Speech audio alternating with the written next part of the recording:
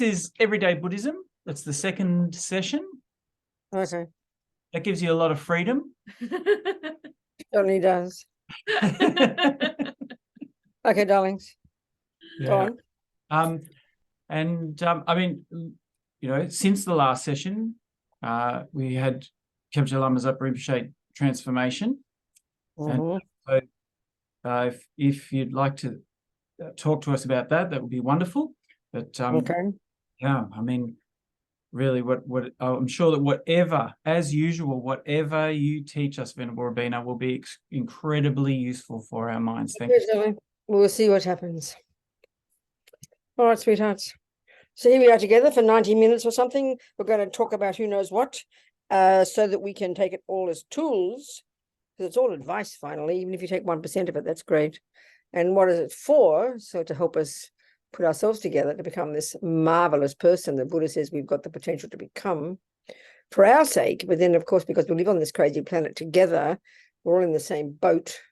It's also to be able to be of benefit to others. So thinking like that, that's why we're here together. Think that way. Think that way.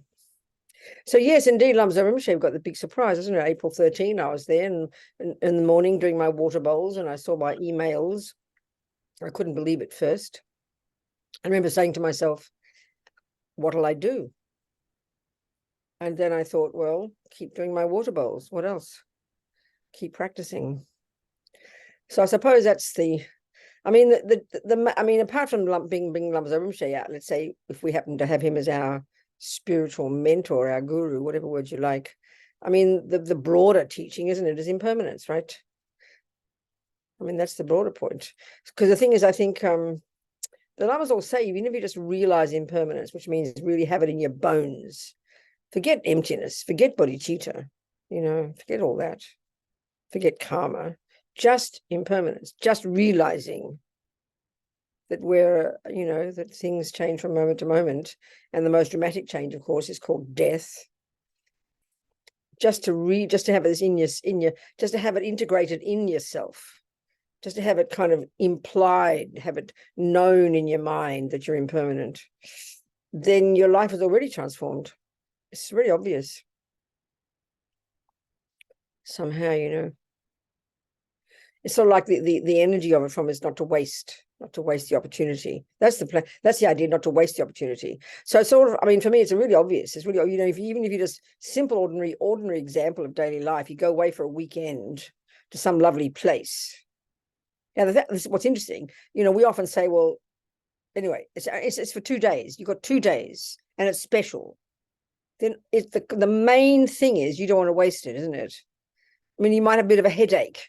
You don't say, oh, I'll go to the restaurant tomorrow. Oh, I'll go to the beach tomorrow. No, because you realize it's impermanent. You realize it's going to end in 2 days. So you have a sense of urgency, and it becomes, you prioritize. We know this. You prioritize using this opportunity because you know it's only for 2 days. This is such a simple example. And so the headache comes second. Maybe the cushion isn't most perfect. You don't want to try and sue the hotel because the cushion isn't good, because you realize it's only 2 days. You don't get too upset about the neighbors because you realize it's only 2 days. It's just like that. We know it. We understand it, you know. So the wake-up call is the point. I mean, most of us, because we don't think about death, we live in denial. So then, you know, it's deep in our bones to live in denial of it. So then we think, well, we're supposed to think about death all the time, we kind of get more depressed than ever. Well, I could die at any moment and have a panic attack. No, we're getting in touch with reality. We live in denial now. We're living in denial of reality. So that's the one, you know. I think that's the main thing, isn't it? But I mean, we all know it, but there's this massive kind of disconnect, isn't there, between the reality that you could, you know, die today and our own awareness of it. It takes time. But that's the one for me. I mean, apart from being Lama Zopa. No, so I decided also I'd go to Kopan, you know, so I thought I'd just go there for a couple of weeks. And that was very nice, I must say, to be there for a couple of weeks, lots of people coming and going. And also what's interesting, isn't it, being Buddhist, especially being Tibetan Buddhist, is strong emphasis on finding the reincarnation. So everybody's emotion and energy is focused on the future, which is kind of interesting, instead of the panic and despair of loss and grief and sadness, you know, the sadness there. but it's looking to the future, you know. So, I mean, on the very day, for example, Kyabje Rinpoche, this wonderful Lama, to whom Rinpoche was very close, he wrote this wonderful prayer. His Holiness Dalai Lama wrote a prayer. Kyabje Rinpoche, Kyabje Lama, she wrote a prayer. Another Lama who nobody had heard about, he just kind of popped up out of the blue at Kopan, he wrote a prayer. And everyone is very, very surprised. Everyone is very shocked, you know, very surprised and shocked. It was shocking to people. So anyway, it's just interesting. So the thing is, what else? When I said to myself, as I said, when I heard it, I said, what'll I do? Keep doing my practice, keep doing what I'm trying, you know, keep doing what we're doing. I don't know what to say about it, really. It was an interesting experience. So I was happy to go to Kopan and just practices in the morning. We had early morning practice where we did prostrations and this particular prayer of Rinpoche, how to make your life meaningful. And then the mid-morning we'd have Lama Chirpa. And then after lunch we'd do Tara Chitamani, which is the practice that His Holiness Dalai Lama recommended we do. And then in the evening we'd do Vajrasattva. So it was just go to the Gompa and be with people a couple of weeks. It was nice. What to say? So anyway, so that's the thing, isn't it? So the broader point, of course, isn't it? The broader point.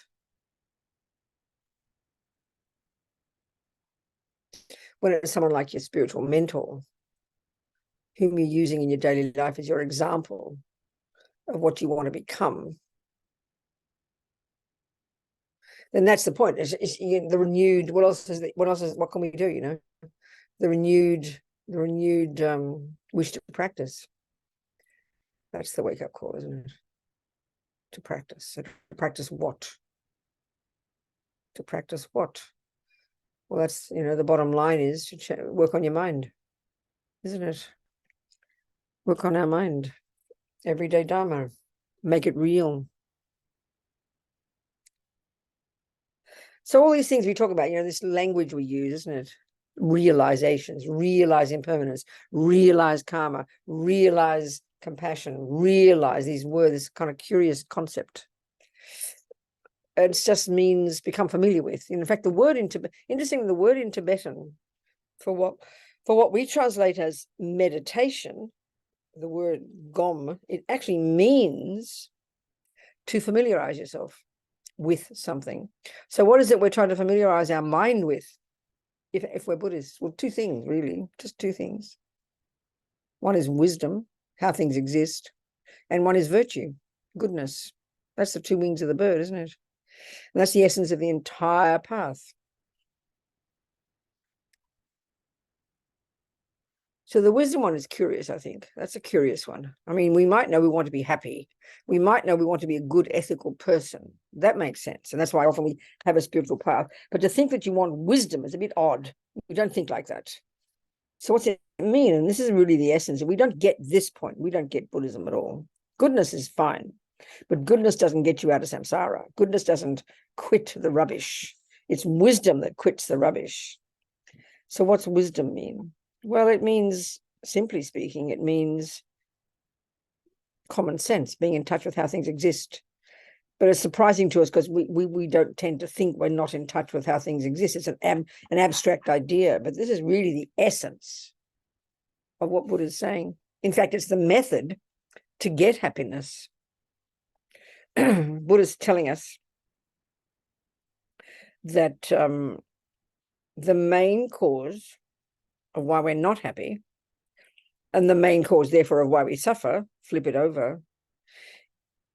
The main cause, this is the point, the simple words, the main cause of why we're not happy, and the main cause of why we suffer is because we are not in touch with reality. And that is a big surprise. I mean, you don't go into a spiritual path to, like I said, to get in touch with reality. That sounds very odd, but that's really the way to put it. And what that means is, I mean, there's these different things, you know, there's the emotional afflictions, these emotional neurotic states of mind, like attachment and anger and jealousy, and they're the ones we hear a lot about. So there's two aspects to them. One is the very evident, and this is the main emphasis in the middle scope in the Lam Rim. One is very evident that they're painful, that they're distressing, that they're disturbing, that the very having of anxiety and anger and jealousy is awful, the very having of it in the mind. But our problem, of course, is that we think we're depressed because my boyfriend cheated on me. We're angry because there's a war in Ukraine. We're jealous because someone's prettier than me or something. So we always think we know it's depressing, we know it's distressing, disturbing, but we think something else caused it. So the Buddha's saying, yeah, the boyfriend might have punched you, but the anxiety itself, the anger itself, the jealousy itself is the source right there of suffering, right that second. It's distressing, it's painful. So that's the first point. And that is something we can begin to prove. And that should be enough for us to want to give it up. But the deeper, the more subtle, and the really much more powerful point about these states of mind, which is the real reason they perpetuate suffering, is because they're misconceptions. And this is the part, we hear the words. I mean, we hear those words 1,000 times. We hear those words, but until we really get it logically, you can say we don't really understand what Buddha's talking about. That's a fact. And you won't know how to change. And this is the point that's quite simple. It's quite simple, really, but we've got to really think of it carefully and observe the mind. That anger and attachment and jealousy, and these are the emotional neuroses. These are the word is delusion. It's a very good word in English. A delusion is the name given to a conceptual thought that isn't in touch with reality. That's a good definition. In general, if someone says you're delusional, you're very offended because they're telling you you're not in touch with reality. Well, that's exactly what Buddha's saying. But this takes us time to see. And this is the crucial thing we have to see. And this needs digging into the mind to see it. The distressing component of anger is really evident, but the delusional component is not. What that means is, and this is the point, is that, we call them emotions, which usually is when the body's involved and you feel the pain, you feel the ache, you feel physically, you feel pain, isn't it? But the real point is that anger, the emotional is just the tip of the iceberg, and it's driven deep down at the subtler level. It's actually subtler by the thought of what anger is. So in other words, it's a conception. So actually, we understand the mind. If you study low rig, you learn you've got sensory consciousness and mental consciousness. Sensory consciousness and mental consciousness, that's it. And our sensory, we make the body the boss, as Lama Yeshe says. We make the body the boss. And we give way much more power to the sensory experiences than they actually have, So, you look at a person, and we've discussed this before, you look at a person and they look divine to you, you really think it's your eyes seeing a divine person, but it's completely nonsense. Your eyes are just seeing shape and color. The rest of it is a story in your mental consciousness about the person. It's an interpretation, and that's concept. And in this case, it's a misconception. If it's attachment or anger, let's say, they are conceptual stories that we've totally programmed our mind with, to the point where they're now completely emotional, automatic. They're just completely instinctive. You've practiced them to perfection. And that's why they're so emotional. But when we see them, we see what they are underpinning deep down is their conceptual. It's a conceptual story. Anger is a thought, a concept that exaggerates the ugliness of something. Attachment is a concept that exaggerates the deliciousness of something. And these two underpin everything, basically. So until we experience, until we see that and hear that, we don't understand Buddha's view of the mind, and we won't understand, therefore, how we can change the mind. Because the level at which you change anger, sure, stop shouting. But that's mouth. That's the first practice. Zip the lip. Don't say the words. That's a good start. Control the servants of anger, which is the mouth. shut the mouth. But that's just the gross level of the physical.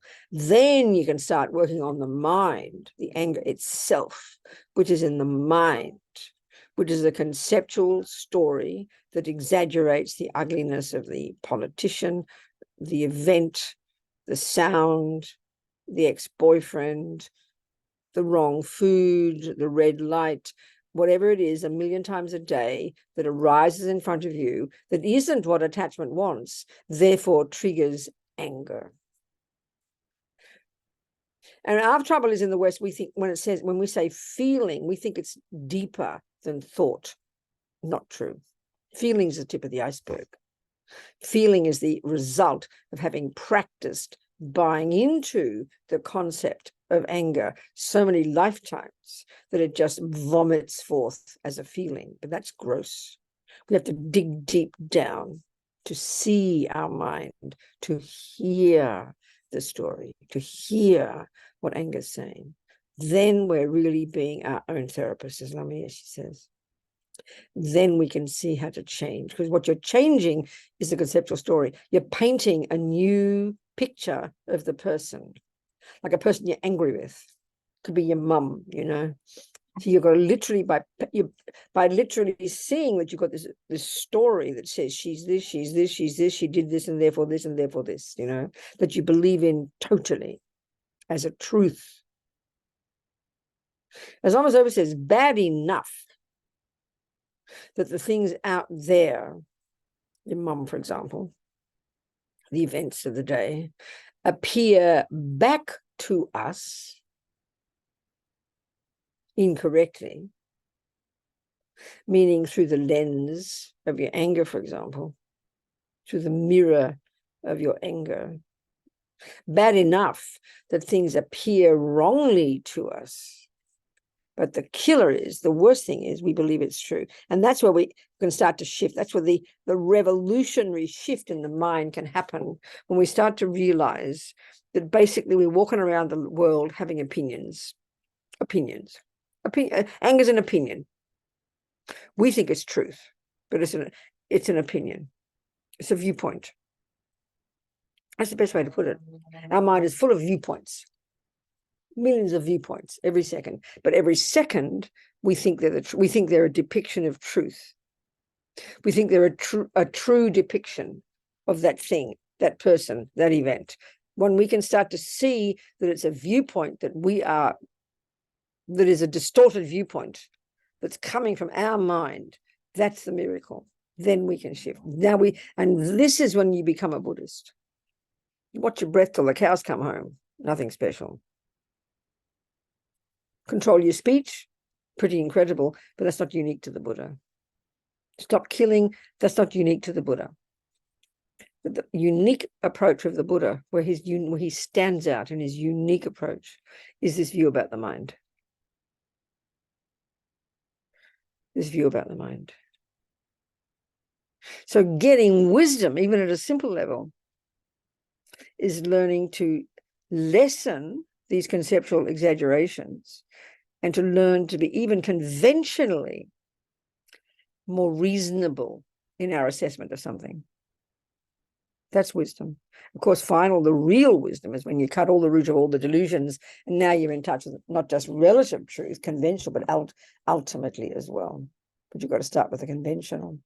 Even you could argue, even if we got in touch with just conventionally how things exist, we'd already be blissfully happy. The world would be a happy place, you know. And you start with the conventional, leads to the ultimate. Because it's all about how we see things. But there's a broader way of how we see things. We can call this a philosophical approach. In the end, if you say there is a creator, or if you say the law of karma is the creator, is the main cause of who I am, or if you say you're a philosophical materialist and your brain is your mind, these are just concepts. They're all just opinions. They're all just viewpoints. And the Buddha's saying we can think what we like. Yeah, we can all have it. We can all believe what we like. But what's the point of thinking something that isn't in sync with reality? And that's his point. So he will tell us that everything's impermanent, It's clear he didn't make it up. Any person with half a brain can prove it's true. He's just pointing out the evidence that things change. He just happens to be expert at it, that's all.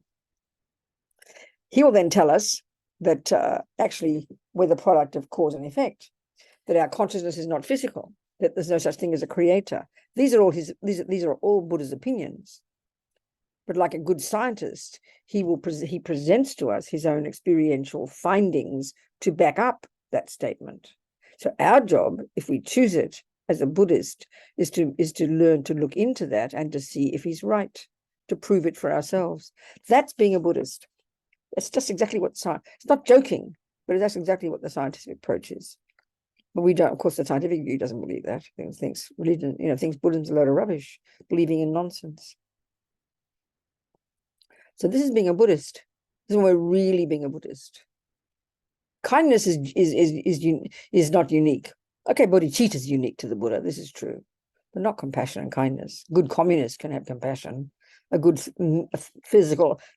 Christian can have compassion. A good Hindu can have compassion. But this approach, the one about the wisdom one, that's the Buddha's deal. So he is telling us that not being in touch, not cognizing reality is why we suffer. So the job of becoming a Buddha, of becoming enlightened, is the job of getting rid of suffering. The job of getting rid of suffering is bringing our mind into sync with how things exist. That's the job of being a Buddhist. So then you say, well, how do you know it's true? Well, you have to look at the reasoning. How do you know that 1 + 1 is 2? You don't just believe it. How do you know that E = mc squared? You look at Einstein's research and you think it through yourself, and he's either right or he's wrong. Same with the Buddha. Karma is either right or it's wrong. But we don't believe, you see, out in the West, we don't believe you can prove religion. We think, because you can't. Actually, if you're a Christian, you can't prove God is right. That would be saying that you are God too, and that's not on. But the Buddha is different. He says everybody can see what is real. All he's doing is pointing out what he has found from his own experience to be how reality is. And the result of that is that you cut the root of all the delusions. You cut all the delusions from the mind because they're adventitious, and you are in sync with reality. And the bonus is you get happy, because that's the consequence. That's the Buddha's approach. So don't believe a word he's telling you. I always quote this. Some fellow in New Zealand years ago in Nelson, he happened to be a scientist. He said, it's a really good question. I've never had this question before, ever, or since. It's very fascinating. It's extraordinary, in fact. He's the only person to ever ask that question that I've heard. He said, who revealed the teachings to the Buddha? It's a brilliant question, because that's the assumption of religion, isn't it? It's revelation. It's from on high. It's a brilliant question. And of course, he assumed Buddhism being religious philosophy, it is from revelation. So when I said, would you ask Einstein who revealed relativity to him? Of course, everyone laughed. And of course, we wouldn't ask Einstein, because we know the scientific approach is Einstein used his noggin. He looked at the reality of the world. He didn't look in the sky and make something up. He looked at life. He looked at the reality of things in front of him. And he presented his findings. He didn't ask us to believe it. He didn't shove it down our throats. He's not saying he's speculating. He says, this is what I have found to be true. So our job, if we want, is to follow that thinking, follow that reasoning, and come to the same conclusion and prove him to be true. That's exactly what Buddha is saying. I mean, I really mean that sincerely. And it always surprises us to hear this, because we think it can't be like that. It has to be mystical. We really believe somehow if it's religious philosophy, it can't be proved. Well, Buddha says if you can't prove it, it doesn't exist. Very simple. So that's the job. So we've got to squeeze our brains, folks. That's the real job of being a Buddhist. Get in touch with reality. So there's these two ways of saying, like I'm saying, there's the emotional ones, and they're the main emphasis. If you look at the Lam Rim, they're what they're talking about. Buddha's talking about there are two causes in the Four Noble Truths. There are two causes of suffering. The second noble truth, the first noble truth, there is suffering. The second noble truth, there are causes, and there are two main causes: past action, karma, and then delusions. And that's the type of, so that's the suffering that comes from the emotional afflictions, like anger and harming others. He's not talking so much the philosophical views. I mean, the philosophical view, that's the point. You see, the philosophical views of karma, these are philosophical views. You could say like that. But they're still misconceptions, they're still views, they're still the same. Just that they haven't got the emotional component around them. So believing in a creator, believing things are permanent, believing that, you know, the mind is the brain. These are different viewpoints, isn't it? They're different viewpoints. And Buddha's saying, he would disagree. He'd say, no, the mind isn't the brain. No, there's no such thing as a creator. He would say that. The cause, the main, you know, as the Dalai Lama says, you could say that the law of karma is like self-creation. It's a really good way to put it. That every millisecond of what we think and do and say is the process, is the very process of creating the person we become. That's exactly what karma is. We don't need a creator. We don't need someone to run the show. We don't need a person calling the shots. We don't need a person to punish or reward, which are all the views that come from that position. And Buddha says they're mistaken views. He's not being rude. He's giving you his findings. It's all there in the literature. It's up to us to prove it. And of course, you know, all of this leads to the final view, the subtlest one, that things have no intrinsic nature. We can't just leap to that one. That's the end result of this other thinking. You know, first you've got to get things, first you've got to understand conventionally what is right, what is real and what is not. We've got to understand conventionally impermanence, karma, compassion, all of these things. Get in touch with this reality. And that leads us to become already a very happy person. But finally, it leads to cutting the subtlest misconception from the mind that believes there's an intrinsic I in there, a real independent I in here somewhere. That's the one we have to finally uproot. We can even have bodhicitta, and you can lose bodhicitta. You can even be this outrageous, unbelievably compassionate being who's made this paradigm shift in their mind and truly does put others first. But you can lose that until a certain level, certainly until you realize emptiness. You can't, once you've cut the root, and that's this concept of cutting the root sounds very abstract to us, until we understand this idea of there being misconceptions in the mind, until you've finally unpacked and unraveled and seen nakedly that the misconception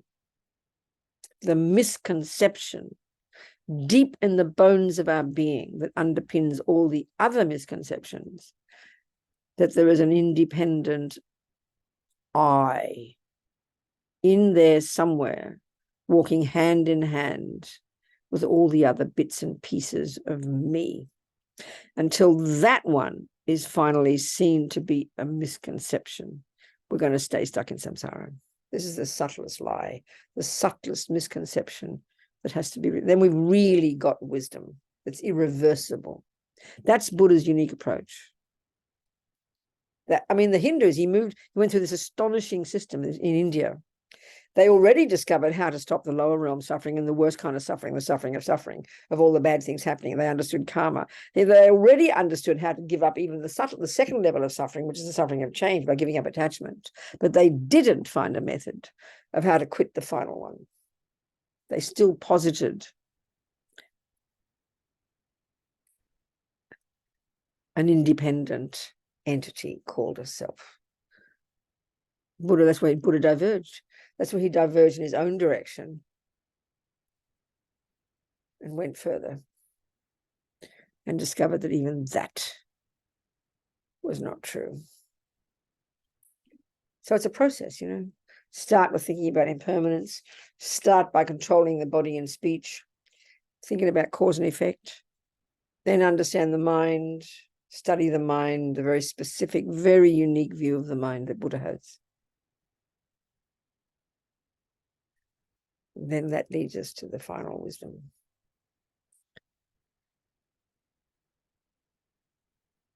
to the point where this just becomes our framework for living life. You know, it becomes automatic. It becomes implicit.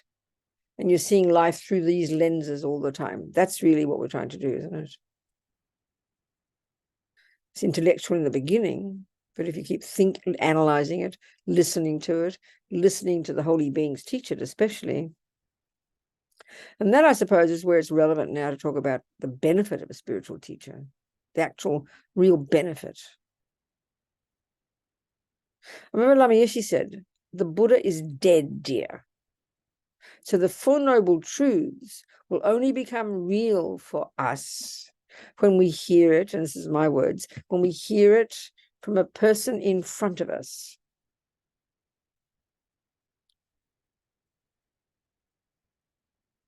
Which is the spiritual teacher. The person that you have chosen, you're the boss, that you have chosen to be the Buddha for you. Like I always use this, I mean, we understand this, but we don't talk like this. My mother was a classical musician, okay? She taught, for example, she taught me Bach. She taught me singing, actually, but never mind. Did Bach sing? I don't know. Never mind, just pretend Bach did songs as well. But she taught me Bach. So basically, my mum was Bach for me. Bach's dead. You know, Bach's dead. All he left was his bits and pieces of paper, not even recordings, you know. Bach is dead. So why did I need my mum? It's very obvious why I needed my mum. And where did she get Bach from? From her teacher. And where did he get Bach from? His teacher. And where did they get Bach from? And you're going to track it back in an unbroken chain of real living human beings, unbroken, back to Mr. Bach. Well, that's the teacher. It's obvious we need that kind of person. It's nothing unique to spiritual teachings. It's unique to any teachings, any body of knowledge. Even I always use the example of me asking my mum to show me how to make a cake. It's exactly the same explanation. It's exactly the same. We just don't call it teach a guru, you know. But it's exactly the same. Cooking knowledge comes from a person's mind. My mum showed me how to make a cake. And it's exactly like Lama Yeshe said. It was the first time cakes became real for me. Was when I first deciding I wanted my mum to make me show me how to make a cake. She didn't force me. I decided at the age of 25, and I was in London. I was a hippie, and I wanted to make a carrot cake. It was the first time I wanted to make a cake. I happened to be going back to Melbourne, and I decided to ask my mum, not because I was just being kind to my mum, but because I'd done my due diligence. I'd tasted her cakes. I'd tasted her students' cakes. My sisters, her peers said she was a good cake maker. I'd done my due diligence. I checked up, and I had inferential certainty that my mum was a valid cake maker. That's exactly how they tell you to check up on the teachers, you know. It's very reasonable, very intelligent. So then, and this is the point, it was the first time cakes became real for me. I remember the day. I remember the cake. It's implanted in my mind because you know what? I received an empowerment. And I'm not joking here. I'm not being sarcastic. I received an initiation from my mother. I received a direct transmission of cake making from her mind to mine. Because all the conditions were ready. I checked on my mum. She was valid. I wanted to make the cake. I asked her. I shut up. I listened, and I did what she said. It was the first time that cakes became real for me. That's the benefit of a teacher. It's obvious we want one. But the biggest question I've noticed in the West is, oh, why do I need a spiritual teacher? And that means we haven't thought through what it means. So think through logically what it means, and it's absolutely evident. So there's Lama. So for me, in this case, was Lama Yeshe, Lama Zopa. So they were living examples of every word they spoke, you know. That gives you courage. That gives you confidence. I mean, if my mum raved on about cakes, but then when it came to making them, she was a disaster, then she'd be a phony, isn't it? So these lamas, these teachers, you know, these gurus, the ones and as Venerable Rinpoche says, choose your guru very carefully. You're going to end up like them. That's a really great, I love it. It's my favorite line in Pabonka Rinpoche in his 1200-page book. Choose your gurus very carefully. You're going to end up like them. I love that. So, you know, fortunately I chose Lama Zopa Lama Yeshe to be these living examples. And that gives you courage, because then you know it's possible. I mean, you know, if you just read about physics in a book, it'd be very depressing, it'd be quite difficult, these weird concepts. But if you have a living person in front of you, it gives you courage, because you show, oh my God, it's possible. Look, there's a real person there. It's so obvious we need a spiritual mentor. It's so clear that you can't get far without that. It's so clear, it's evident. It's not religion, it's just practical, you know. So anyway, I'm raving on here. Anybody have a question? Venerable Robina, Anyway. yeah, I didn't make a mandala offering at the beginning, so in the spirit of better late than never, could we do that now, please? Already you've done it just by saying it. Come on, Thank you. ask a question. I do have a question, and we hear a lot of people say that they're self-taught. Could you talk about that idea, please? As opposed to what? Other taught? What do you mean? So give me a bit more background.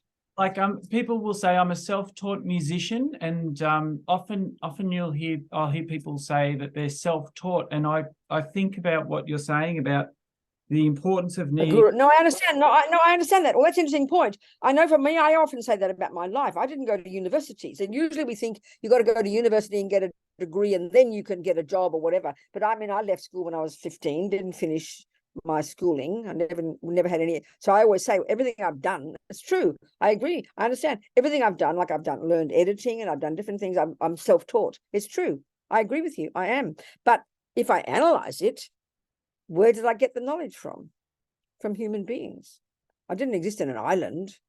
If I never met a human being, okay, if you take the view of karma, which is, of course, the Buddha's view, you come into this life programmed with certain tendencies. So, you know, you don't need to meet a murderer in order to know to know how to murder.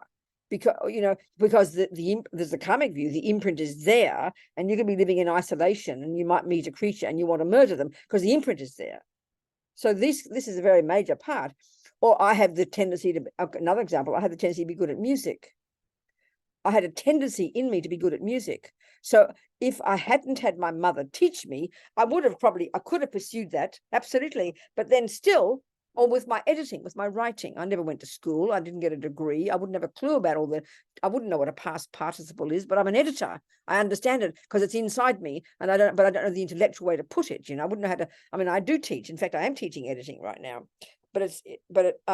So yes, I can be saying I'm self-taught, but if you really look at it, that knowledge has still come from other people, but all the point about a teacher is it's the most powerful way. That's all. It's the most potent. It's the most potent way to learn something quickly and easily. So of course we can be self-taught, but I would suggest it only goes so far, you know. Of course, we are self-taught in lots of things because we've got the imprints in the mind from karma. But I would suggest it can only go so far. I think that probably is. You know, I think you can't get to the level of sophistication of great music if you don't have the person who's embodying it right there. You can get so far. The karmic imprints have to be pretty strong, you know. I would say it's like that. What do you think? Does that sound reasonable? Yeah, I think so. Makes sense, because especially about. I think the teacher one, I think, is just the most powerful, the quickest way to get there. And I think all the more so because what we're dealing with as a Buddhist is your own actual mind. And that means your delusions. That means the voices of ego, and they are very, very powerful. So and we all can see. It's hard to see your own problems. It's hard to see your own faults. Even the best musician, you can be, you're not that what you just necessarily, you can't see the limitations. But when you've got a person who's more advanced than you, they can see it immediately and they can help you by pointing it out. I think you can only go so far, but especially with the one about being a Buddhist, because you're dealing with your mind. And being a Buddhist doesn't mean reading clever words and knowing about emptiness. You can all do that. That's not a problem. But knowing your delusions, recognizing attachment and anger and jealousy and pride, because they're the things we're trying to get rid of. That's a very subtle job to do. I would say that's a very hard job to do, unless you've got a relationship with a spiritual mentor, I would suggest. Thank you very What much else, people? for that. Paul has a question. Venerable Robina, Yes, Paul. could you please offer some tips on building and maintaining motivation in the early days of developing a daily meditation practice? Well, not just early, Tony, I tell you. I mean, we need it all the time. And I think that the problem is with all of us, in all of our pursuits in life, forget about the one of even trying to be a Buddhist, is we've got this inertia of attachment to comfort. I think forget attachment to food, attachment to music could be a distraction to anything. But I think the deepest attachment that prevents us from persevering in our pursuit of our practice is the attachment to the attachment to being comfortable, the inertia that brings, So I mean, they talk about enthusiasm in the six perfections of the Bodhisattva. The fourth one, and they say it's the most important. Without it, you cannot succeed. They call it enthusiasm. They call it perseverance. They call it joyful effort. But the only way to really understand clearly what that is by seeing the obstacle. And the obstacle to it is surprising. It's called laziness, but let's analyze this carefully as a psychological state. It's got different levels. The most evident, the most obvious, the grossest level of laziness is can't be bothered. So analyze it carefully. What can't we be bothered doing is the thing that attachment doesn't want. Because you see, you go to the gym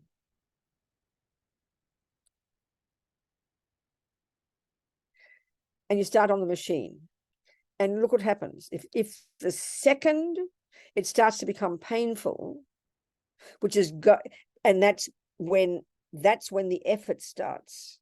So the only way you're going to persevere beyond the pain and continue to do the machine is because that's how you get somewhere. You can't ever change the muscles in your body until you start to feel the pain. So the second the pain comes, the instinct of attachment wants to stop and be comfortable. So we can't stand not being comfortable. So as soon as that by definition, to learn anything, that is to say to learn something which you don't know how to do, you've got to make effort. And what is effort? Effort is that point where it starts to become difficult, where you've got to push. And because we're so attached to being comfortable, that's when we stop. So the first kind of laziness is can't be bothered. And the thing you can't be bothered doing is what attachment doesn't want. And attachment at the grossest level wants to be comfortable, want to stay in our comfort zone. That's the obvious level of attachment, of laziness. The second one is more sneaky because it sounds like a virtue. Oh, I'm too busy. I'll do it later. So what's the thing you're too busy to do? The thing that takes effort. And what takes effort is what attachment doesn't want, which is to be comfortable. This is really primordial. It's like instinctive, automatic. It's like automatic. And the third one, which doesn't even seem very evident that it's laziness, is the worst obstacle. And they say it's the one that says, oh no, I can't do that. It's not possible. So the thing is, as all the lamas would say, and this is obvious in daily life, just talking about ordinary effort, ordinary laziness, doing ordinary things, not talking about spiritual path, that unless you know the benefits of something, unless you're clear about the benefit of that action, you will not make effort. But when you know the benefit to you of that action, you'll do it. And that means, and that's very hard when it comes to spiritual teachings. Even when it comes to something simple like getting fit, losing weight, look how hard it is. Look how easy it is to give up and eat that second piece of cake when you vowed not to do it. Look how easy it is to go, oh no, I can't be bothered, I'll go to the gym tomorrow. Because it take effort. You've got to remind yourself daily, why am I doing this? And you've got to remember the benefit. Like, I'm just talking ordinary samsara. You've got to visualize yourself losing weight. You've got to see the benefit to yourself of having better health. You've got to see the result. You've got to be enthused by that result. Then you will make effort. And until you know the benefits, why would you do it? There's no reason at all. And it's hard to see the benefits of a spiritual practice. Theoretically, we know we want to be happy. We know we don't want misery. We know we want to be more content and fulfilled. But it's a really hard one to see the benefit. Because we're so, I mean, attachment, forget attachment to food or sex or drugs, forget all that one. It's just attachment to comfort, attachment to being in our comfort zone. We don't like being uncomfortable. So, of course, if you're truly trying to practice, not just sitting there on your cushion, but practicing zipping your lip and not saying those mean words to your sister and controlling your anger and controlling your jealousy, that's intense day-to-day practice. We've got to have, there's no reason we're going to continue to work on our jealousy if we can't see the benefits to ourselves. And that's so important. And we will give up otherwise. And most people give up. Most people give up. And then we look at the people that we all admire. They're the ones who make effort. They're the ones who've got perseverance. They're the ones we can see are the proof of the pudding. So we've got to continually remind ourselves of the benefits to oneself of doing the practice. And then you'll make effort. And then, of course, you don't push neurotically. That's foolish. And go to the gym 4 hours a day and then not go for a week. You do it incrementally, a little bit every day. And then the other thing that gives you courage to continue to make effort is to praise yourself, to rejoice in your effort. And then also to know logically that practice, as we say, practice makes perfect, but Tibetans have a wonderful way of putting it. They say nothing ever gets more difficult with practice. So remembering that gives you courage. So we've got to be on the alert every day. It doesn't come naturally. It doesn't come naturally. That's the answer, Tony. There was a What else? follow-on question from Robin, who said, if the best to get there is with a teacher, then who taught Bach when he was playing so well at 5 years of age? Oh, I mean, that's the thing about, I have to take the view here of karma. This is the Buddha's view. Without that, there's no sense to any of this, that we come into this life programmed. I mean, I look on YouTube and there's this one little particular Russian boy. He's probably about 10 or 12 by now, but I mean, every now and again, I've seen him since he's like 6, just like Bach. He was, I mean, I saw him playing Bach on this grand piano with an orchestra, and you don't believe you're seeing, you don't believe what your eyes are seeing. You think someone's photoshopped it, you know. But I mean, there he is, a 6-year-old, 4-year-old, 5-year-old, and that's coming from past karma. Same with Bach. That's coming from past practice. That's the same with Buddhism. I mean, you know, these highly evolved beings, Lama Zopa in his case, I mean, his past life even, he came into this life programmed with his realization about emptiness, programmed with his realizations. You've got to take the view of karma to understand this. Otherwise, there's no logic in the West. There's no reason why Bach could just naturally play piano at the age of 5. We don't have a reason in the materialist world, unless you believe it's all gifts from God. You know, there's no view like that in Buddhism. It's because he'd done it before, and there's a good head start, didn't he? That's the answer to that one. What else? Questions? Please, people. No? No questions? No questions? No. Yes. Alison, hello, darling. Talk to me. Hello. Robina, I understand intellectually how objects conventionally exist and the emptiness of objects, i.e. a cup. I understand that intellectually.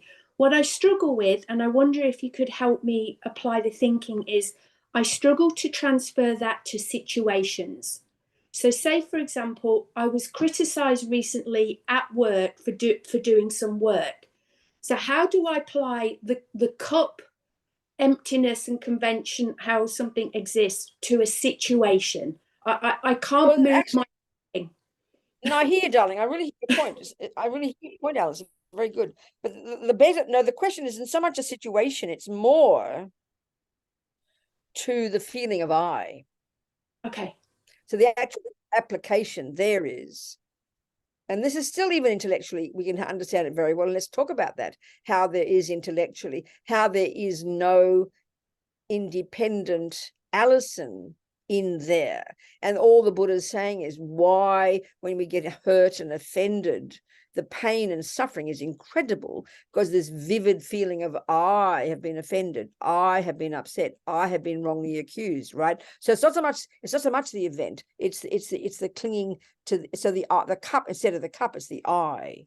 So we can listen to that. But Alison, the point is, it's hard to, and you've got to start with intellectual and have it correct, but it takes a while for the experience to add on to the intellectual. And that's what takes time. So let's look at it again. Let's just look at how there is no independent Allison in there. And as Lama Zopa says, when you realize that, when you realize there's no independent Allison, then you would not have experience of suffering. You literally wouldn't. So, I mean, we can see that even though you said you know intellectually, and then you could apply it to the I, we can say it perfectly intellectually. But when it comes to the experience of it, we haven't got it yet. So we just have to be patient and keep knowing that, and working on it and working on it and working on it. And one day the penny drops. But you got to get the words right. So let's look at it then. Now you've asked, let's have a look at see how the Buddha's telling us that there is no independent Allison in there. So let's look at this, okay? I like to use, I don't know if we did this last time, I can't remember, but let's look at I like to use the example of Ikea. You see, in the teachings, the Buddha tells us that one of the approaches is we need to search in here for the piece called I. So in your case, your I is called Allison. In my case, it's called Robina. In Jason's case, his I is called Jason, right? So the Buddha's telling us we have two mistakes. We either think that there is a very vivid, real, definite piece in here somewhere, along with the other pieces. We know we've got a nose and a tooth and an ear, and we have anger and jealousy. We know that we're made of hundreds of pieces, and we are very convinced, this is one of the mistakes Buddha's saying, we're very convinced that there's a big special piece in there with kind of gold light all around it, that's the boss piece, and that piece is called I. I mean, our language expresses this, doesn't it? We say, I did this and they did that to me. So when we say the word I, and you know, when you've been offended or insulted, like at work, the feeling is so powerful, the pain of this I being offended, this I that is feeling something. I mean, we're communicating, right, Alison, aren't we? Yeah. Yeah. You agree? We all know this one. We all know. So what Buddha's saying is quite literally, when we say the word I, and that pain arises, we automatically believe that there is a very special piece in here somewhere that word refers to. And all he's saying is, sorry, guys, there ain't.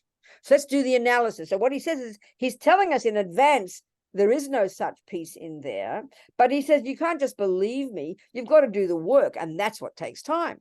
I mean, much analysis, intellectual and logical analysis, and debating on it, and then slowly getting single-pointed concentration, and then slowly in that single-pointed concentration, using this subtle analysis, and then one day we will get the direct insight into the fact that there never has been, isn't, and never could be that kind of I. That's pretty subtle, and we can't get that until we've got single pointed concentration, shamatha, you know. But we've got to get the words right first, because you've got to start with the intellect, start with the concept. So then Buddha's saying we've got to search for it. But I like the idea of Ikea. because, you know, you look online and you see a really nice person called Alison, and you decide to go to Ikea and you buy one Alison. I mean, you buy, and what you get is a bloody box, isn't it? You get a box full of hundreds of parts, right? So this is the truth anyway. We know we are made of hundreds of parts. In fact, it's thousands of parts. We know that.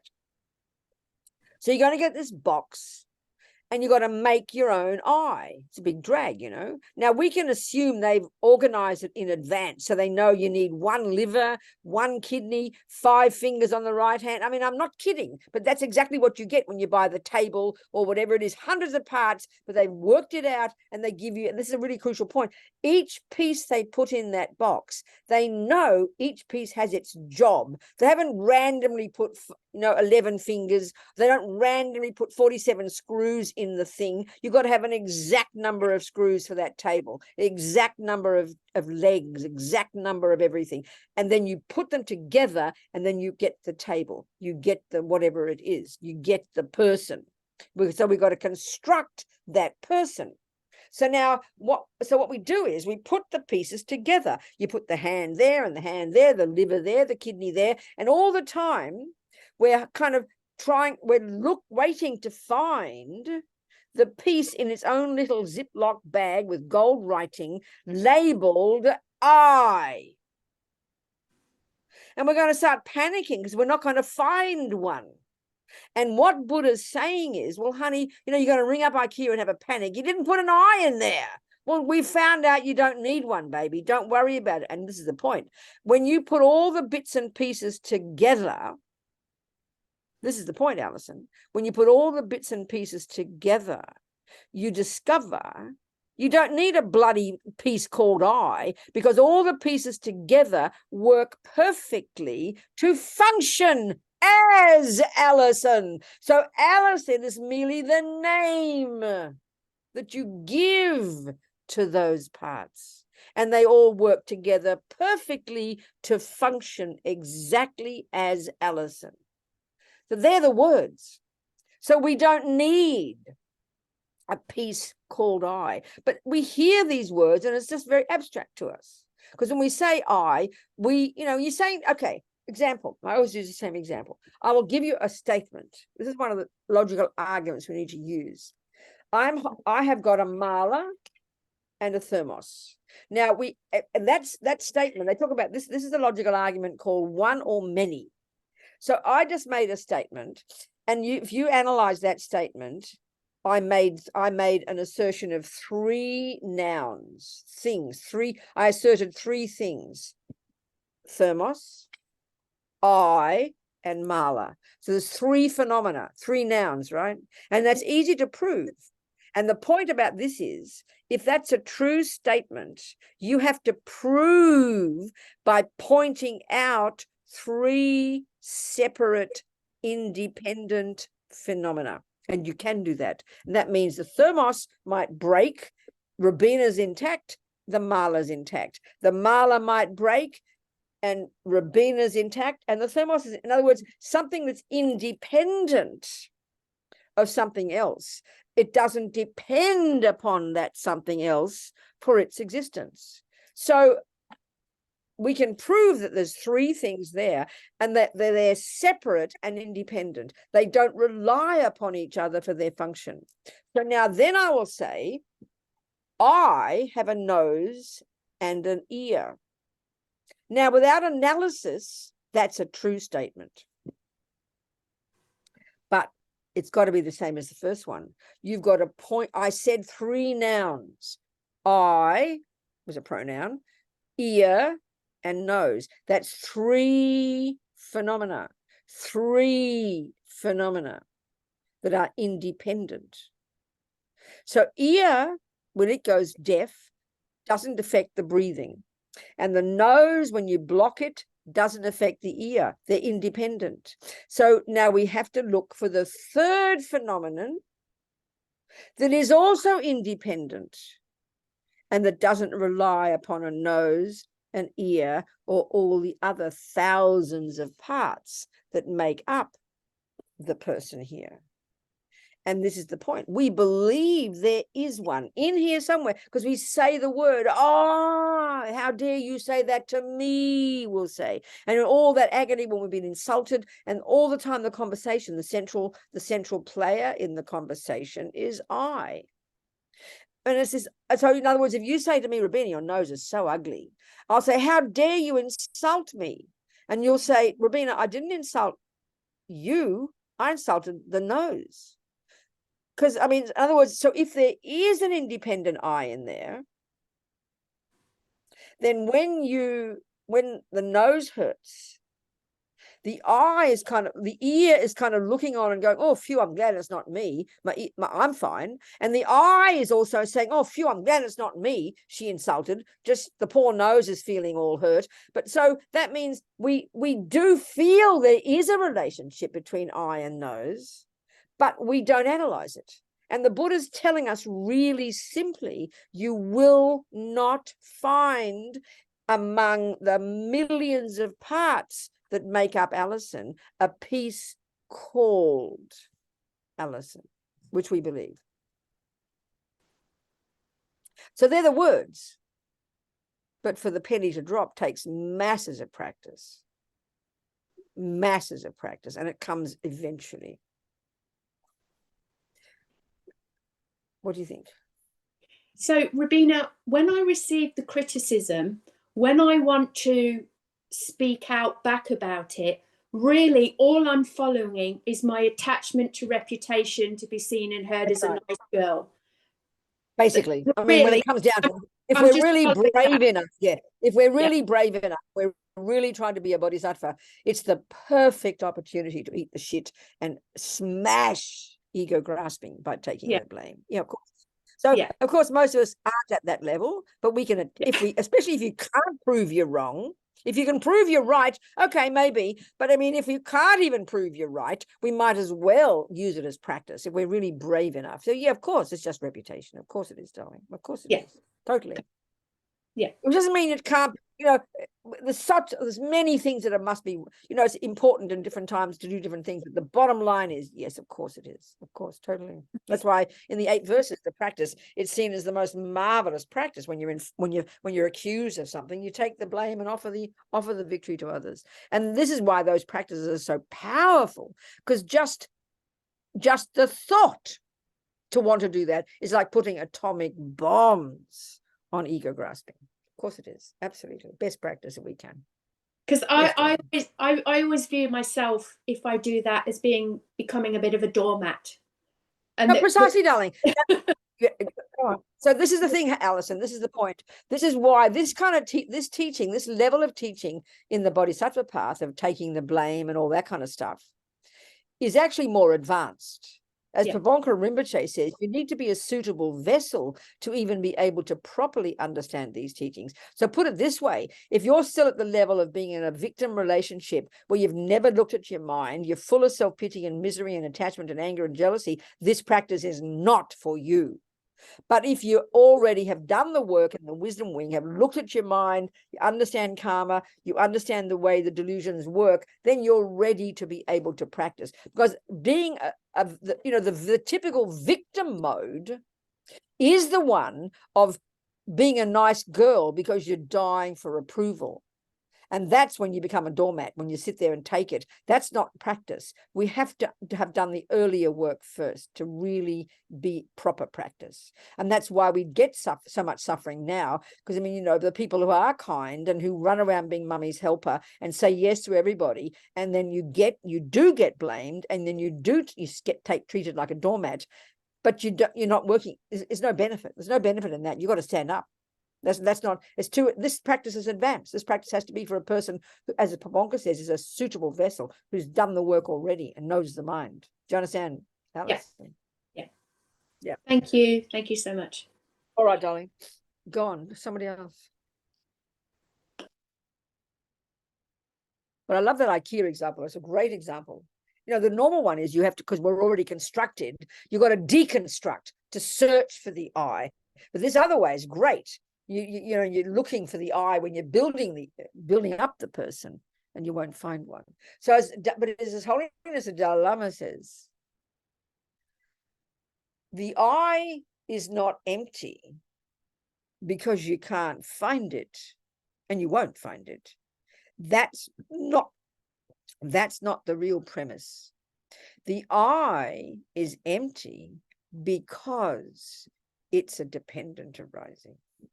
That's the real learning to get from this. Because you won't find in there, among those pieces, you won't find a piece called I, which is the instinct, which is the mistake that ego grasping makes. We just assume it, and we've been assuming it since beginningless time. And then the mistake is that the mistaken conclusion, which is why His Holiness's words are so helpful, is that, oh, well, there's no I in there. So what the fuck? Well, who cares? Sorry, I didn't mean to swear. It just came out. But, you know, what the hell? What's the point? There's no I. And we could become nihilistic, chuck the baby out the bathwater. No, that's not the point. Because what you finally realize when you realize there's no I in there, you realize dependent arising. And as Lama Zopa Rinpoche puts it so beautifully, he says, once you realize the emptiness of I, once you really realized there's not even an atom of I in there, it's as if there is no I. But then dependent arising, there is an I. But what does exist is so subtle, it's as if it's an illusion. So this is where we've got to put the two truths together. This is why the two truths are so important.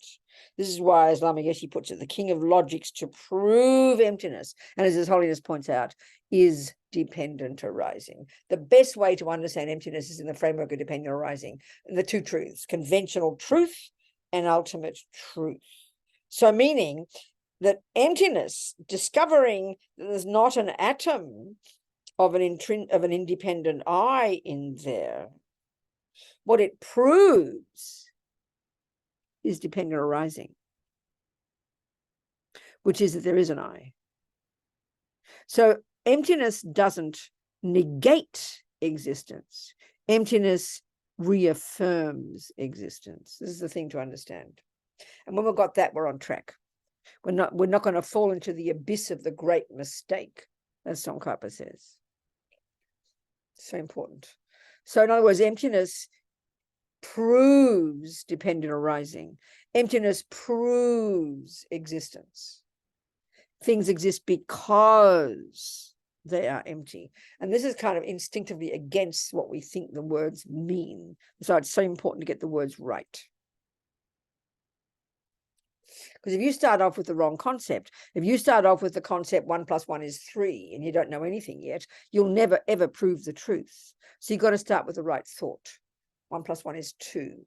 Then you can prove it. The same here. It's so important to get the words right. Don't think it's just being intellectual. It's powerfully important.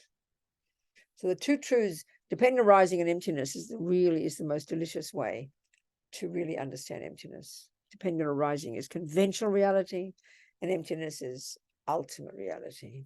And the Buddha, I mean, the Buddha tells us in the Heart Sutra, it's really perfect. He tells us in the Heart Sutra exactly this. He says, you know, what the Heart Sutra is basically a listing, you know, Buddha's a listing of all the different groups of phenomena according to the Buddha's worldview.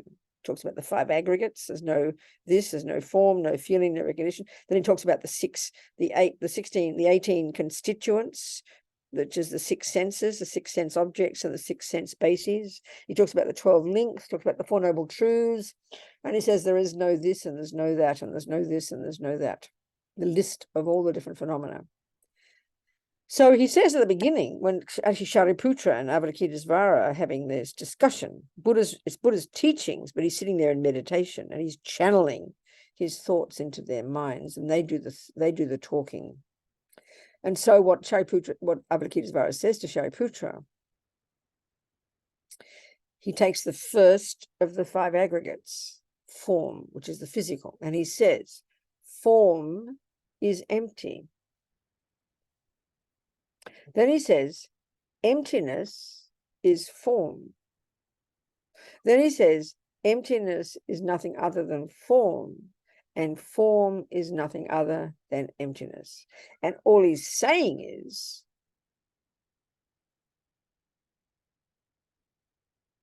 that you can't have the emptiness of inherent existence of form without a form. And you can't have form without emptiness of its, without its absence of intrinsic form. So emptiness of inherent existence is a characteristic of form. Emptiness of inherent existence is the characteristic of I. So you first got to posit an I conventionally, and then establish that on that I, you will find the characteristic called the absence of independent I, the emptiness of independent I, emptiness of self-existent I, emptiness of intrinsic existing I, emptiness of I existing from its own side, all these synonyms, you will find that that characteristic of emptiness of independent existence of I needs an I conventionally, because it's on the I, on form, on the cup, that the emptiness of independent form, I, cup, exists. So you can't have one without the other, in other words. It's nihilistic insanity to think that emptiness means nothingness. Emptiness implies existence, and existence implies emptiness. These are the words, you know. Then we're on the right track. Then we won't fall into the abyss of the great mistake. And then slowly, it kind of catches up with you. The more we understand these intellectually, the more it does bring experientially much benefit. You become less neurotic. You don't just have an immediate realization of emptiness. You gradually move towards it. But the more you understand these words theoretically, it begins to loosen the grip of the ego grasping, you know. That's why I love to tell that story about Lama Zopa Rinpoche when he's a little boy.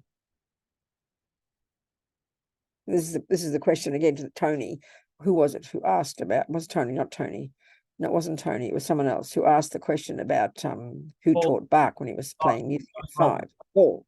Okay, Paul. This is the answer to Paul also. So there was Lama Zopa Rinpoche. He would have been recognized as a little boy as the reincarnation of Kunsang Yeshe, this Nyingma yogi up in the mountains. He's a Sherpa, you know. And some of the time he was tiny, little Zopa, they'd always, every time Mummy turned her back to go out there and chop the wood or something, little Zopa's disappeared, and they find him with his little bare bottom crawling up this hill to where they know the Laudo cave was, where the previous Laudo Lama used to meditate. They'd find little Zopa sleeping in the little kind of resting spot on his way up to the cave. They'd drag him home. From the time he could talk, they'd find him walking up the hill. Come home, they'd say. He'd say, no, that is my home. He kept going towards the cave. So anyway, he kept showing these different memories of things. And he talked, for example, he'd give the list of all his benefactors from his past life. He'd talk about how they were coming to puja as a little boy, right? So clearly the memory was there. So anyway, the mother figured she better check with the local Lama. And they did their divination. And it did seem, they said, that he was the reincarnation of the Laudo Lama. So anyway, there he was. He'd been handed over to some monastery up the mountain. And the story is something like this. He told the story. He was about 8, I think, would have been about 1952. And across the river, these very tumultuous rivers up there was this group of weird-looking people, kind of pale eyes. He said, pale eyes, straw-colored hair. I mean, white people, in other words. You know, he hadn't met white people before. And he really wanted to meet them. So he took his bowl of potatoes, as you know, to give them. So he tried to go across the river, these rickety bridges, and he fell in the river with his potatoes. And of course, they didn't teach him swimming up there. So there he is. And as he said, and this is how he told the story. And this is the point about karma and bringing your imprints with you. He said, the head came to the surface for air. He said he could see the manager panicking, running along the bank, the head. He didn't go, I came to the surface for air. He said, the head. Then he said, the thought occurred to me, the person known as the Laudo Lama is about to die. And then he said to himself, he said then now in the teaching, I didn't know anything about emptiness, meaning in that life up to the age of 8, he hadn't heard the teachings, but there was no fear. And this is the thing that's kind of so delicious that we should never lose sight of, that should be our main wish to want to realize emptiness.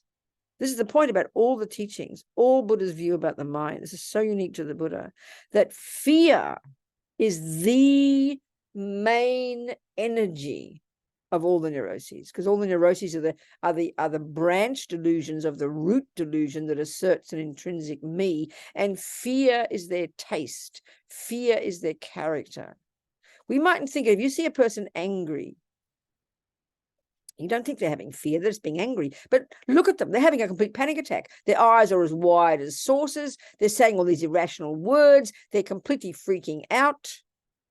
They're having a panic attack because all the delusions are rooted, underpinned by this root delusion, this assumption of an intrinsic me, and it's complete hysteria when it doesn't get what it wants. So fear is the natural flavor of all the delusions. So as Lama Zopa said, he didn't know anything about emptiness intellectually, but it's evident, this is my comment, evident the experience was there. It was the proof of the pudding that he realized emptiness, because there was no fear. Now, this is fascinating because in our world, I think it was Mr. Darwin, wasn't it, who kind of constructed this idea of instinct for survival or something, that we all need this instinct for survival. When you get attacked, you got to have this fear that rises, and then that enables you to make decisions to get out of the way, So we have this deep belief in our culture that you need that. Well, this instinct for survival, Buddha calls it ego grasping, the root delusion that believes in an intrinsic me. And the Buddha would say, don't be ridiculous, of course you don't need it. So this is the point about Lama Zopa. We assume, you see, that if he didn't have instinct for survival, he would have just sunk to the bottom of the river and gone, oh, well, I'm drowning. No, that's foolish. He knew he was drowning. His head kept coming to the surface. Obviously, he was struggling to survive. But the part that's shocking, his mind wasn't disturbed.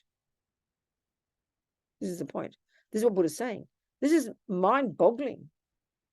We assume fear is the nature of the mind. We assume it's how we all are. We assume you even need it, Buddha says, don't be absurd. So, in other words, he could see clearly that he was drowning. He was trying to get to the surface, but his mind wasn't disturbed. In other words, what was driving him to survive wasn't any instinct for survival, wasn't any ego grasping, wasn't any attachment, because he didn't have any of that. It was just common sense. Of course, you'd go to the surface for air, but your mind would have been peaceful. He would have been clear. He would have been on the alert, but he would have been, and this is the interesting point, we assume you need fear to make a decision. No, that fear messes your decision. When you need clarity to make a decision. So if he had drowned, he would not have been freaked out, but he didn't, in fact, drown. He got out of the water. So that's the interesting thing. He didn't know anything about emptiness, but there was no fear. This is the point, as Lama Yeshe says in Mahamudra, when you realized emptiness, you've quit fear. You also quit self and other. You've also quit all the garbage, This is the Buddha's point. I mean, Buddha is outrageous in what he's saying. It should be so exciting to us. It should be so encouraging to us that this is what's possible. So that should keep us inspired. That should keep us encouraged and energized to want to not give up. I tell you, I'm so looking forward. But it doesn't come all the way out of the blue. It's step by baby, step by baby, step by baby step. And you get the benefit each step of the way. What do you think, people?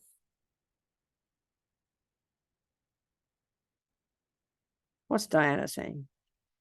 What are you saying, Diana? Who are you talking to? Diana. I'm just talking to me. It is exciting. It is exciting, and it makes everything vivid and the reality more tangibly unreal in a way, to know that it is empty. That's it, darling. That's exactly right, people. So don't give up, hon. Well done, girl. Good, Diana. Thank you, I sweetheart. love it. Thank What you. else? Good, darling. Well done, girl. What else? What is there? Anything else in the chats? Robin's have something to say? Yep. So Robin, Yes.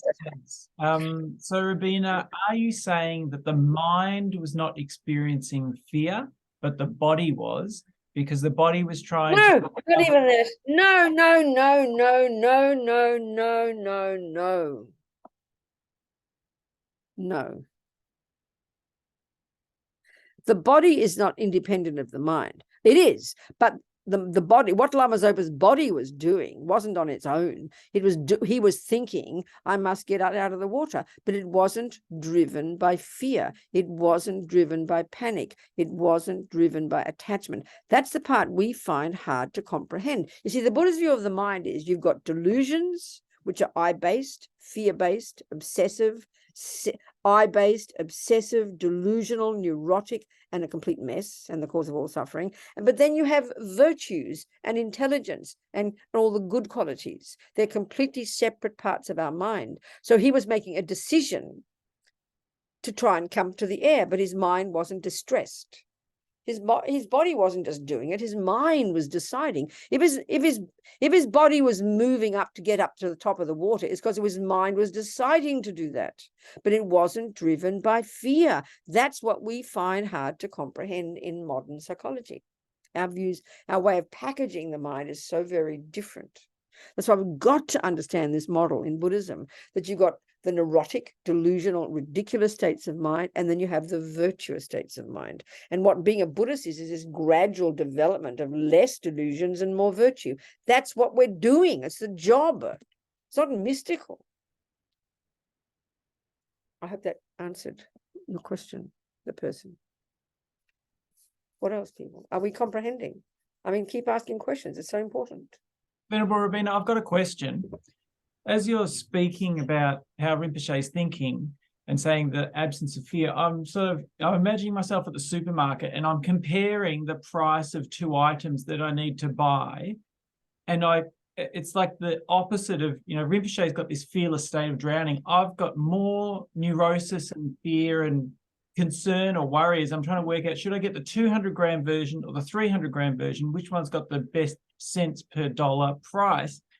So what's the question? So the question is, for everyday Buddhism, in that moment, what do I do to get the clarity to be able to make this decision? Because it's not important, but it feels... That's nothing to do with, that's just to do with knowing. I mean, God Almighty, what a funny question, Jason. It's got nothing to do with what we're discussing. You just use your common sense. I mean, if you're trying to work out what note to play on the piano, you refer to your musical theory. If you're trying to work out which one to buy, it's related to how much you can afford. It's related to how big your shelf is. It's related to how much Amy likes the product. You've got certain things that's dependent arising, and each thing has its own set of dependent arisings. So the dependent arising there is, but if you're driven by delusions, it's maybe more than anything what you're trying to be a good boy, then you're in a mess and you can't make any decision. If you're worried about what to buy the right one, so Amy loves you or Rosie loves you, then you're in trouble. I mean, if you can't make a simple decisions are based on their own set of dependent arising. It's not something abstract. I mean, what would be the dependent arisings you'd base it on? If you're trying to save money, then you buy the cheapest. If you're trying to make it last longer, you'd buy the biggest. It's dependent arising, Jason, and dependent arising is each individual scenario has its own set of dependent arisings, and they're the things you consider to make a decision. Wonderful. So why would it be confusing? What are the components that make it confusing? Well, I think what you've just said is it's kind of a confusion about what's important at that time. And it's almost like I get these rigid ideas. It's always most important to get the most for your money. But like you said, I've actually got to think about, well, how much space is there? Because I do often come home with things that are too big. Oh, he buys in bulk. It's ridiculous. It's And- ridiculous. and they Because don't- you've got that's why, Jason, is because you've got a poverty mentality. Probably your mother's fault for that, a working class girl. And how my mum. Robina. The default mode is to save money. So Yeah. I mean, it's just pathetic. It's Yeah. pathetic, Jason. So stop it. Grow Yeah. up and start making wise decisions based on what you and Rosie like. Not you and Amy like to eat, and you buy one, then just relax. For Jesus God, come on. That's clear. That's actually very clear. Yeah. That's Thank you. helpful. Start. Thank you. This is called wisdom. Wisdom considers dependent arisings. But this is the trouble with money in that. We're obsessed with buying the cheapest, getting the best deal. And it's just a miserable, mean, ugly, tight kind of mind. And it sort of paralyzes and it brings confusion. It's not clarity. And it's great. Thank you. Good. Another question, please. Who else has got a question? Nobody? No more questions. Time to go home. Look, We have 2 minutes. 8:30 at night on Saturday night. So, darling Venerable- people, I think that'll do. Yes, who's talking? It's Who is Kimberly that? in Toronto. Kimberly in Toronto. How are you? Hello, sweetheart. Happy to see you. Happy to hear you. Talk to me. Same. I just wanted to let you know, I'm not sure if you knew, our director died yesterday. What do you mean, director? Who? Who, sweetheart? Sorry, I'm crying. Who died, From darling? Lama, I don't know who you're talking about. Who died, Kimberly? Arunas from Lama yesterday. Oh, did he really? How did he die yesterday? Yes. What happened? Oh, what he had happened? cancer. He had cancer for a while. Oh, really, darling? Yes. Yeah, but I just wanted to let you know because I'm sure you've met him before. Thank you. I didn't know, darling. I didn't know, sweetheart. I did not know that. I did not know that. He was conscious and everything. He knew about Lama Zopa. Oh yes, absolutely. Oh yes. Yeah, he died in hospice, and they're letting him stay for 3 days. Good, darling. Amazing. With his I'm wife. so And happy. I don't know if you know Deki Lee from Burlington. Yes, I do. Um, Deki Lee was there. yes, yes. Deki Lee was there. Absolutely, yes. I'm So they're doing the pleased, prayer. darling. So Today we pleased. did I'm Medicine so Buddha, and then pleased. we'll do Medicine Buddha. But I just wanted to let you know if Amazing. you didn't. Thank you. I'm so happy you told me. And I think it's a good way to end. For our sake, we'll do Medicine Buddha, but also Arunas. He probably now in the Bardo, depending on where he is, unless he's in a Pure Land or something. So we think of Arunas, think of everybody who's died, everybody who's sick, everybody who's passing, everybody, not to mention Lama Zopa Rinpoche. We don't need to pray for Lama Zopa Rinpoche, but we can do Medicine Buddha for our own sake and for everybody else. We visualize Medicine Buddha in the sky, pouring light out for Arunas, for everybody else we know and love who's sick and dying. And then for our own sake, to purify our karma, so that we live as long as possible, so we can be a benefit to others. Thank you for telling me, Kimberly. I'm so glad. So we just do the mantra a few Thank times, you. okay? Thank you, you. sweetheart. Ta taum bekanze, bekanze maha bekanze, bekanze ranza samungate svaha. Ta taum bekanze, bekanze maha bekanze, bekanze ranza samungate svaha. Ta taum bekanze, bekanze maha bekanze, bekanze ranza samungate svaha. Ta taum bekanze, bekanze maha bekanze, bekanze ranza samungate svaha. Taya taum bekanze, bekanze maha bekanze, bekanze ranza samungate svaha.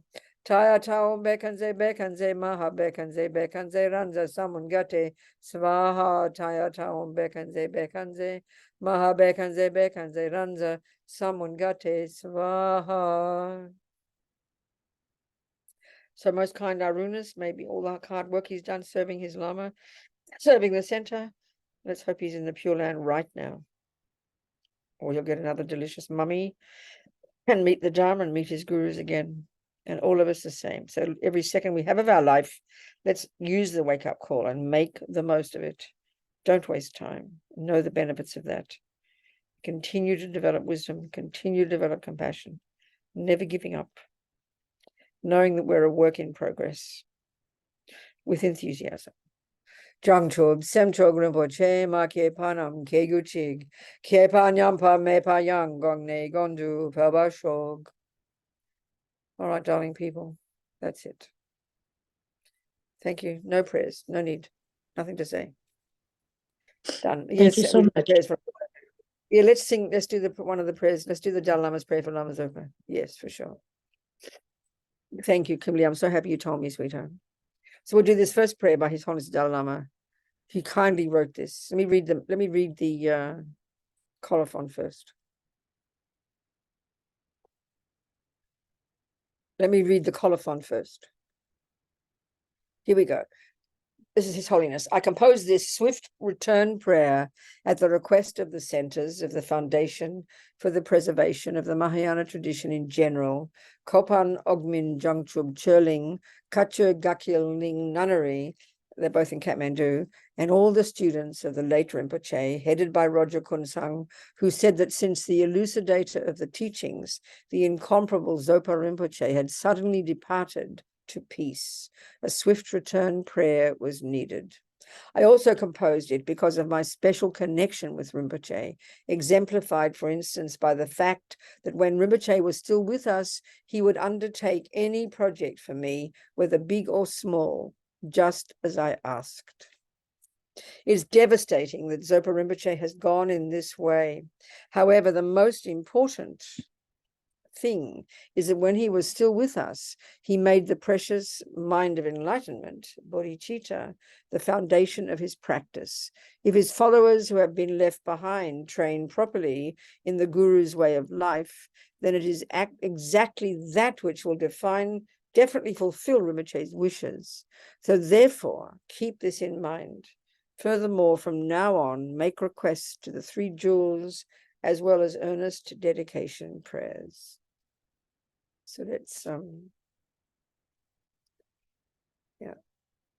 say the prayers, the three verses. Peerless teacher, an assembly of children of the victorious ones, Shravakas, Pratyeka Buddhas, victorious Lozang, father and sons, together with your lineage, all the objects of refuge of the infinite lands, please now bestow the virtue and goodness to accomplish this prayer.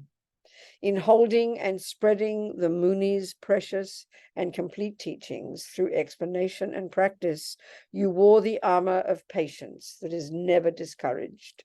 Incomparable, venerable Guru, to you I make request. Sole gateway through which all benefit and happiness emerge, while striving exclusively for the welfare of the victorious one's teachings and mother living beings, you suddenly departed to peace. At this I lost hope.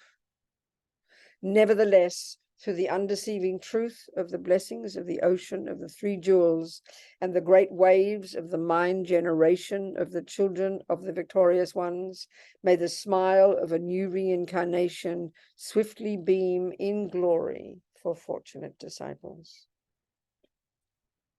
Jason, I think there's more up-to-date versions. You should check up, please. There's been quite a few versions put out. I think that's an older one. Okay. Nevertheless, Thank you. it was still wonderful. Check up on it. Yeah. Thank you, precious people. See you next time. Thank Much you. love. See you next time. everybody. Thank you. Much love. Thanks, everyone.